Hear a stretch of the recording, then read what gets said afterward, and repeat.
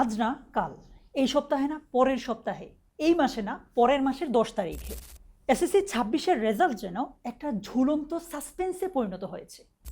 কিন্তু একবার কি ভেবে দেখেছেন এই রেজাল্ট বদলের খেলা ১৮ লাখ শিক্ষার্থীর মনে কী ধরনের প্রভাব ফেলছে? প্রথমত ওদের মানসিক স্বাস্থ্য। পরীক্ষা শেষ হওয়ার পরে প্রতিটা শিক্ষার্থী একটু মানসিকভাবে শান্তি চায়, রিল্যাক্স চায়। কিন্তু যখনই রেজাল্টের দিনটা ঘনিয়ে আসে, রেজাল্টের ডেটটা ঘোষণা করা হয়, তখন থেকেই স্বাভাবিকভাবেই তাদের মনে একটু অস্থিরতা কাজ করে। ওই জায়গায় আপনি প্রথমে বলছেন ২০ তারিখ, তারপর বলছেন যে এই মাসের শেষের দিকে, তারপর বলছেন ৩০ তারিখ, তারপর বলছেন পরের মাসের ১০ তারিখ। এই পুরো ব্যাপারটা একজন শিক্ষার্থীর মনে কী ধরনের প্রভাব ফেলতে পারে একবার কি ভেবে দেখেছেন? এই বারবার রেজাল্ট পিছানো মানে কিছুটা এরকম যে অপ্রয়োজনীয় প্যানিক, মানসিক চাপ এবং সব মিলিয়ে এক ধরনের অ্যাংজাইটি কাজ করা।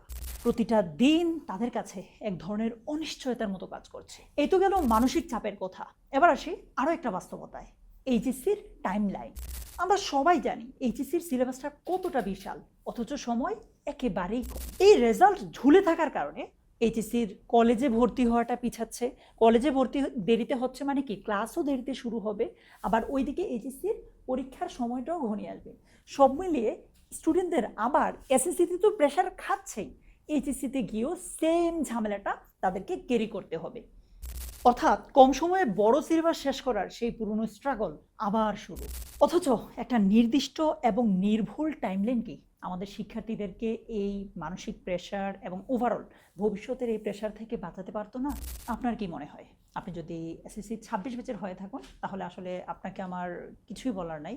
এতটুকুই বলবো যে এতদিন পর্যন্ত অনেক ধৈর্য ধরেছেন, আর জাস্ট কয়েকটা দিন আল্লাহ আপনাদের সহায় হোক। আপনার সাথে অলওয়েজ আগে ছিলাম, এখনও আছি, ভবিষ্যতে থাকবো ইনশাআল্লাহ। অনেক ভালো হবে। Best of luck.